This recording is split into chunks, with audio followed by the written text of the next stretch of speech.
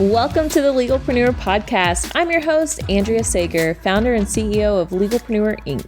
As a serial entrepreneur and someone that works exclusively with small business owners legally protecting their business, I'm dedicated to covering common legal issues faced by business owners, providing you with the business knowledge you need to catapult your business's growth and showing you just how some of the world's most elite entrepreneurs have handled these legal and business issues themselves.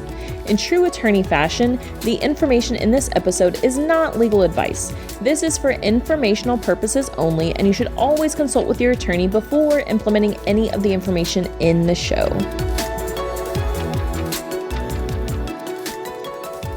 Hello there, and welcome back to another episode of the Legalpreneur Podcast. I am super pumped to have my very good friend, Hannah Nieves, on the podcast today. She is a multi-passionate entrepreneur running 3 different businesses, which I am so excited for you to hear about today because she's doing one that I have really always wanted to do. And so I'm so excited for you guys to hear from her. She is incredible. I met her in Chris Harder's mastermind. So Hannah, thank you so much for being here today. Thank you so much for having me. I'm so excited to be here. Yes. Okay, please tell everybody your background, how you got to where you are today, because I know you didn't start life as an entrepreneur. I know you have quite the background, so please let us in on it. Yeah, so I started in the corporate arena prior to this, came from the commercial real estate industry. I loved real estate and design. So started my career in the underwriting division or capital markets division of Cushman & Wakefield, then went to a large national home storage brand. I was director of marketing there. Loved what I did. It was amazing. But I always went into burnout. And this is something that's really part of my story. So over 3 years ago, I actually went to the hospital for burnout. And my body was telling me, you need to do something different. So yeah, long story short, they thought I had either kidney stones or kidney infection. I went to the hospital. Turns out nothing was wrong. It was all stress induced. And I started the journey of eating again, which was pretty wild. And that was kind of at that point, I was at my lowest where I decided, I have so many skills and abilities and gifts I can help people with. And that was the start of HN. So fast forward now over 3 years later from that point, we now have 3 companies. It started as a one-woman show, just myself with our agency and our coaching division. And then this past March, we just separated out all of our companies. So we have HN Consulting, our full service marketing, branding, and PR. We have HN House, which is our community for multi-passionate women. And then we just opened up this Hudson Studio, which is the Hudson Valley's first photo event and co-working space in New York. Oh my gosh, you have done everything. So one thing that I want to touch on really quickly, the hospital stay. Tell me more about that. Like, what were symptoms that you were experiencing before that? Because I know that there's many people that go through this that may not quite make it to the hospital, but need to do things to make sure they don't actually get to the point of burnout.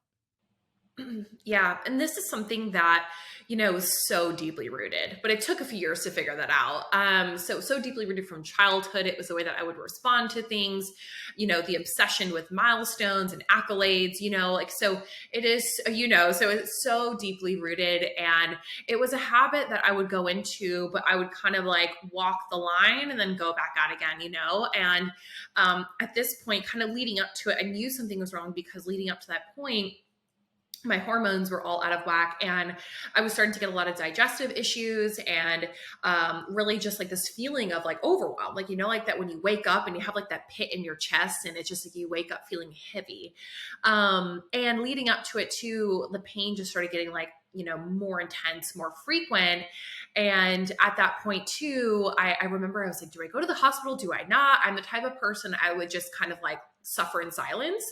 And at the point, I really thought that I was having like a kidney infection and going through the motions to be told like everything is fine. Like they did CAT scans, they did all the things, like everything is physically fine with you, was such an eye-opening experience. And post, hospital event, I actually couldn't eat anything besides bone broth and water for 3 weeks. So I lost like a crazy amount of weight. developed this really, really bad relationship with food because I was so scared of getting sick. And it completely messed with my hormones. So since then, I went on this whole holistic journey, spiritual journey, which is honestly most of entrepreneurship anyway. It's like this personal development journey, but it was a foundation point, and that's why I always preach to our clients and, even just my peers that your business needs to support your lifestyle, not the other way around. And coming from corporate, it's so normal to want to, create this corporate lifestyle, but in your business that you run, which was a really eye-opening experience. Wow. That's incredible. I think so many people can relate to that, and maybe not necessarily to the point of being in the hospital, but knowing that they're burned out. And some people just keep pushing and pushing and don't know even how to deal with it, don't even know how to set those boundaries. So kudos to you for actually being intentional and doing that. So what are what are some things that you implement intentionally to ensure that you do set those boundaries and you don't hit that burnout point? Oh, absolutely. And this is such a great question. So, few things for me personally, understanding the ebbs and flows, right? There's going to be seasons where you're in push mode and growth seasons. And there's going to be seasons where you have to pull back to really get clear and grounded. Small, like tactical things that I do. I turn off all notifications on my phone, which sounds crazy, but I'm the I same don't way. get alerted. I Me cannot get either. alerted with Slack, with Voxer, with text. I'm on do not disturb all day long. Like I could be dying and no one would know. But that really put the control back in my in my relationship with my business, because before it was just like email after email and text after text and you're just in reactive mode. So that's a tactical thing I do. I also really, really love journaling for myself, and not just journaling just to write it out, but like really embodying that. So I love Dr. Joe Dispenza. He's fantastic for that type of work as well. Feature visualization. I really focused in on my mindset more than anything, which was so powerful. And then also just having a routine. Like it sounds silly, but and I never used to do this, but I like to take magnesium salt baths. And that is like my moment to literally just decompress. Now I used to do them like 3 times a week. I'm not that good anymore, but it's really like that one thing that I do, that's just for me, that helps me just like unwind from the day. So I think it's all just about like practices and rituals. Some of the listeners on here might be, moms, and you might be thinking, I don't have 3 days a week to take a bath, which is totally fine. But maybe it's, when you're walking with your child, say, for example, outside, and you have headphones on, you're listening to some type of meditation or podcast. Like you have to find what works for you, and really own that. Yes, that is so true. And I actually was on this panel yesterday with Nationwide, and somebody asked, because I was the only female on the panel, and they asked, like, specifically, like, how, like, women, we do so much more, especially Hispanic women. Like, how, like, what do we do? And, like, they were asking me, and I was like, be selfish, like, take time for yourself. And Mm-hmm. I told them, and it's not as easy for some people to be selfish, single moms that have no help. I'm very, very lucky to have my parents that help a lot, and their dad. I mean, I'm 50-50 with their dad, which is incredibly helpful, but not everybody has that. But what I have truly leaned into, especially this year, is being selfish, and being selfish to the point where it's actually not selfish. It just feels Mm-hmm. selfish for us because we're so used to doing so much. And Yeah.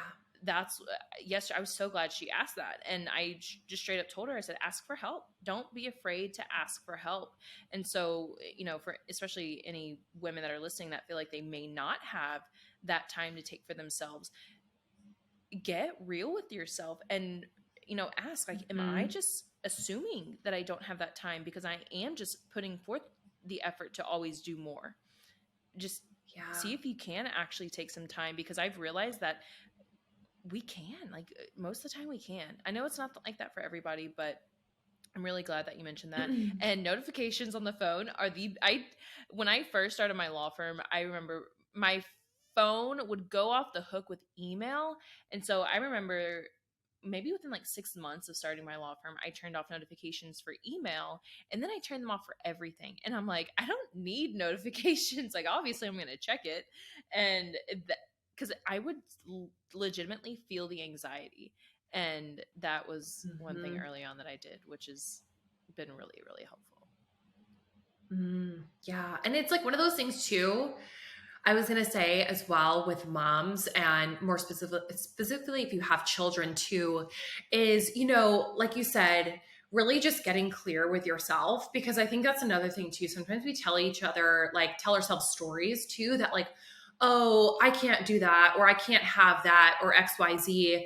And I think too, just really getting clear too, and like what's important to you, and really carving out like that time, even if it is 2 minutes of your day. It doesn't need to be this like 30-minute, 10-step morning routine process. It can be something really, really simple. Yeah, 100%. Okay, I want to touch on the businesses more. So the community. Tell me about the community that you have for multi-passionate women, because I think that's a lot of us listening. Yeah. So when I first started, the community actually started with just myself. It was my name, and I loved it that way. But after a certain point, this was fall of 2021, something started to shift in me, and I started to feel really, restricted in my social media, specifically because this community was growing a lot larger than me.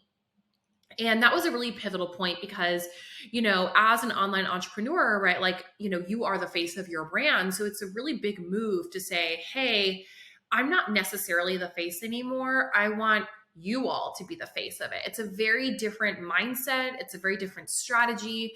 It took a lot of time and attention. I went back and forth for months of like, is this the right move? And, for me, I just was thinking about like, what is the long term here? And I always worked with clients that were multi-passionate like me. They were doing multiple things. They had agencies, they were doing consulting, but they had products on the side, or they wanted to do events on the side. And, I wanted a place for the people that didn't want to do just one thing to come together. So that's how HN House was born, and also taking a lot of the inspiration from the New York Public Library. That's where our branding comes from. Also interior design, the Hudson Valley. So all the things that are important to me, I morphed into HN House. And it's been such a beautiful ride. We just launched the new brand in March, and it's been so well received so far. We've done several events, but it really allows us to create this community that is so much bigger than just Hannah Nieves. Oh, I love that. And I've done the same type of pivot, still trying to do the same type of pivot from Andrea Sager Law to Legalpreneur.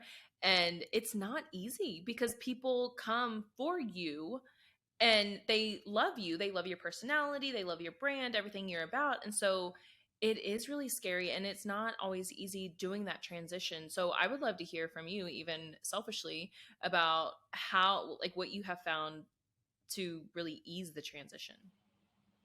Yeah. So I would recommend, if you're thinking about doing this, like, first off, I would recommend making sure, if you are thinking of pivoting, make sure that things are stable from a revenue side perspective, specifically, right? So stable with your offers, you know exactly what you're going to be offering as it changes, XYZ. That's a big thing, because when you have any type of change, right, it can cause confusion at the end of the day. So one of the things that we did was, leading up to the launch itself, was that we were communicating the why behind it. Like, why are we doing this? Where are we going? What's in it for you? Because at the end of the day, people want to know what's in it for them, right? They're following so many people. Like, what type of value are they going to get? So really creating that storyline and that narrative around where the brand is going. That was number one. And we did this actually through a brand video. So you can do this if you go to our Instagram page at HN House. You'll see we have a brand video sitting at the top there, and it talks about like the why and like what we do here. The second thing that we did too, which would be really helpful, is the consistency piece.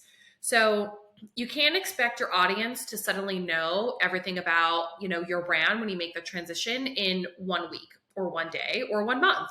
You have to constantly remind people over and over and over, this is why you're here. This is what you'll get by being here. Here's our community. we built out my personal brand on a separate platform, and that's been growing rather quickly. But it's great because I have to remind people, hey, go over here, this is where the personal brand is. So it's a lot of reminding, because remember that only a small percentage of your audience actually sees your content. So that's a big one. But remember, at the end of the day, that if you tell your audience what you want them to do and the reasoning behind it, the right people are going to be there. So it's okay. You might lose people. People might not be aligned, and that's okay. They're not meant to be there to begin with, and that's totally fine. But I think just trusting in your gut that you did make the right decision is like the first step. Yes, I love that, because here at now just Legalpreneur, we still get so many people that pay us for services and they're like, I want Andrea to do it. And I had somebody, I spoke at a conference last week and she wanted an LLC filing. She's like, but I want you to do it. And I was like, I haven't done an LLC filing in about 4 years.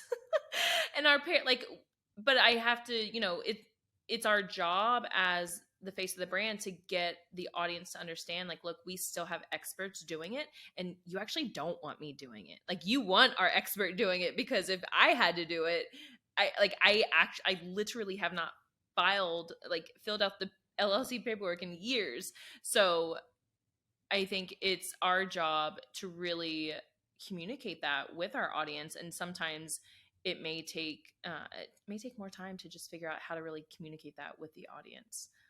So thank you for that. Now, the studio. I want to hear about the studio, which I loved. I think back when we met earlier this year, you were talking about your husband, how he's the handyman. And I was like, you're so lucky. I wish I had a handyman like that. So, Josh Depot. Yes. So tell us all about the studio. How did this idea come to you? Tell me how that's been, because it is. So for those listening, just to make it very clear, Hannah started with her online business and now has transitioned to this local studio in New York. And the marketing is very, very different, which we've had a couple of conversations about. So Hannah, I want to hear about all of this. Mm-hmm. So I always knew brick and mortar was going to be on the horizon at some point. And, we started out with online, which I highly recommend because it's much easier to get off the ground, be a lot more cost effective to get off the ground. Brick and mortar is a completely different beast, but I always knew I wanted to get into real estate, and more specifically like commercial real estate. And this was kind of like the testing ground for those types of things. So it was around, oh my goodness, last September, actually, yeah, September, because I visited the place September 30th, and I saw the place online and I just knew, I was like, this is it. I knew it was it. As soon as I walked into the space, I was like, I'm getting this. I don't even know how much it is, but I'm going to have this space. And the space needed work at the end of the day, but I saw the vision because in our local area in the Hudson Valley, everyone has to go to the city to have these types of experiences and spaces. And I was like, wait, why am I going to the city all the time? Like, why don't I just create this up here, for our community? And I wanted a hub to bring all these entrepreneurs locally together, because the Hudson Valley has a lot of incredible powerhouse creatives and entrepreneurs, but no one is organizing them. No one's bringing us together. So the biggest piece too was figuring out, and I also came from the real estate background. My husband is in construction, so it does help.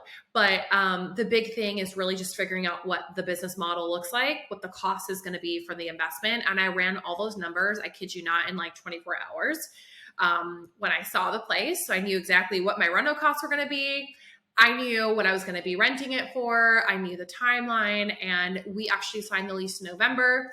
We started construction in December. We finished up construction in February, and we opened up the week after we met at our mastermind retreat in Scottsdale with Chris. So it went by so fast. People were like blown away that we got all the construction done by then. And of course, there are still things that we're adding to the studio, but like it's been a journey, especially also working with your spouse too. There's so many learning lessons that come with that as well.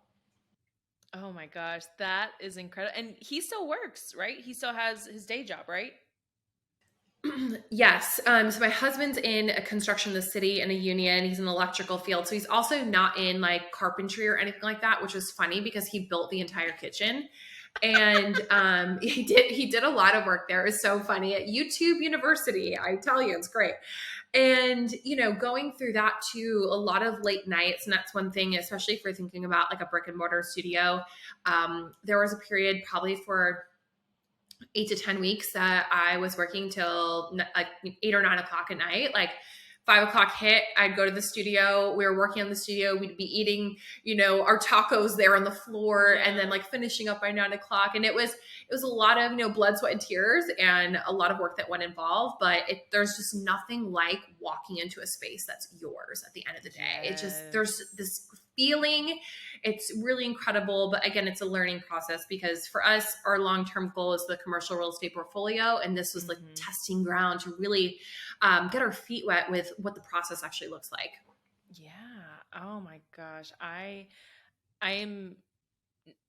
want to say jealous, like not jealous, but I'm so like excited that you're doing it, because I'm like, yes, I could do it too. So Anyone can do it. Yes. I really want to come out there and visit. Like, I haven't been to New York in a very long time. I don't even know the last time I went to New York. So I want to plan a trip to come. Well, I was telling you before this, like I'll be there in May. So hopefully if it I will see you in May. Yes. But yes. Oh, and tell me, okay, I want to hear a little bit more about, if you're able to talk about the consulting you still do with Cushman & Wakefield. Is it still with them? Right? Yeah. No, it's actually with California Closet. So I still consult with them. And so on our consulting firm side, we do marketing, branding, and PR. I take a very holistic approach. So I came from the world of real estate, which was the underwriting space, which, I quickly realized underwriting was not for me. I thoroughly enjoyed the marketing and positioning side of things. So went to, Cal Closets, where I helped build out their trade program. And now I still consult for them on that. We also have a roster of clients, and many of them are clients that are either seeking venture capital, clients with brick and mortar locations. We have clients with software and platforms that they're starting. So it's really, really fun.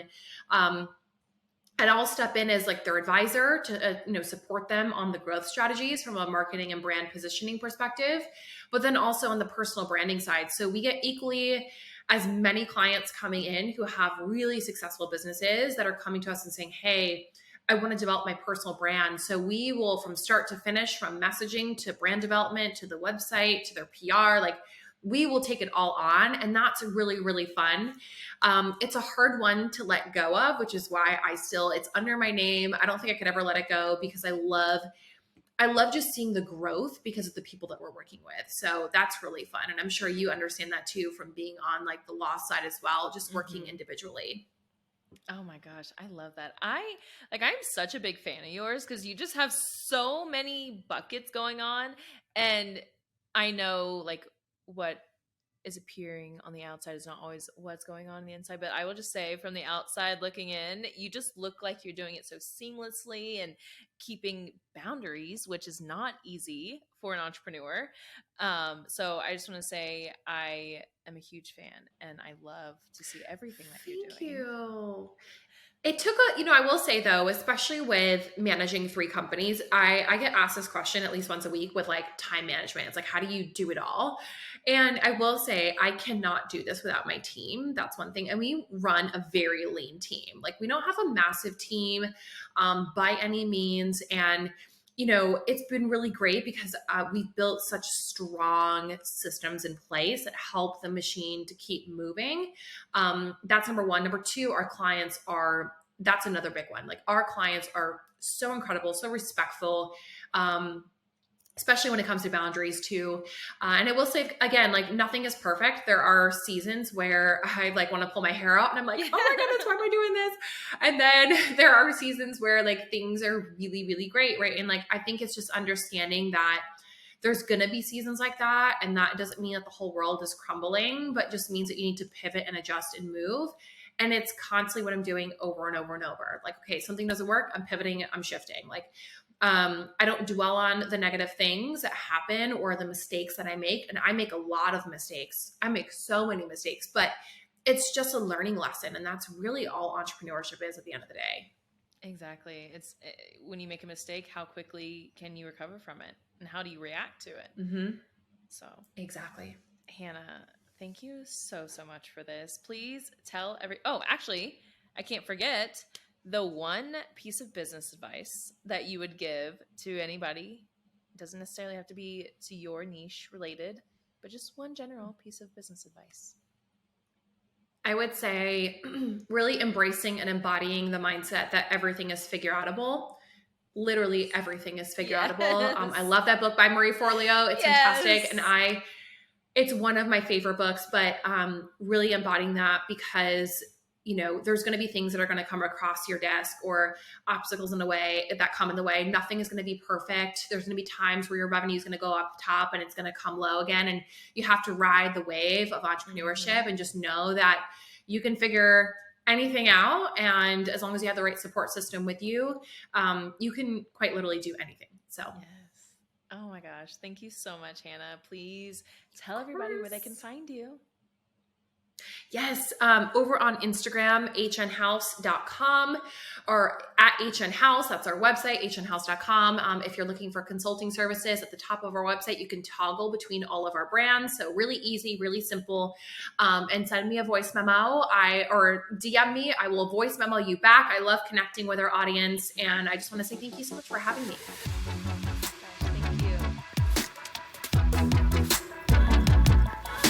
Here at Legalpreneur, we're committed to providing a supportive legal community for all business owners. I know how scary the legal stuff can be.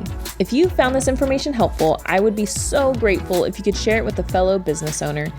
And quite frankly, it doesn't cost anything to rate, review, or subscribe to the show. Your support helps me reach more listeners, which allows me to support more business owners in their entrepreneurial journey. Have any questions or comments about the show?